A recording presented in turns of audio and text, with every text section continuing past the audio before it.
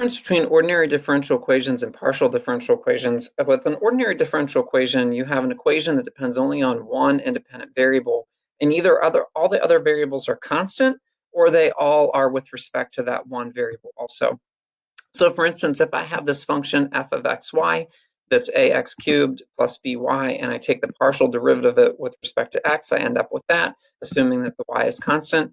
If I take the partial derivative of it with respect to y, assuming that the x is constant, I end up with that. Another example of this might be the second derivative of y with respect to x plus 4xy, first derivative with respect to x. All of that would be assuming that the y value is a function in terms of the x. Now, a partial differential equation, what makes it different is we're dealing with multiple variables that are all independent of each other.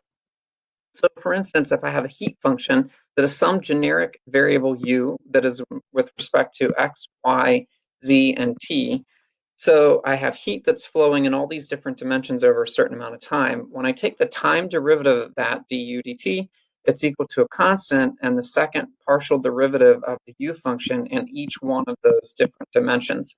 Now that partial derivative in each of the dimensions is what we would call the nabla or the del operator. So here's an example that if I take the derivative of this in each one of the dimensions, I end up with each of these different terms. So I end up with three new functions that are with respect to each one of those different things that are changing. Another example of it might be the wave function that is also a generic equation u that is a function of x, y, z, and t. So the wave changes in each of those dimensions according to a certain amount of time.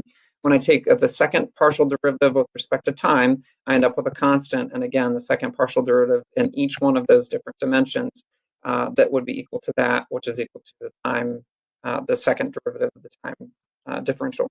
So difference, again, major idea is that the ordinary differential equations depend on one variable, everything else is constant.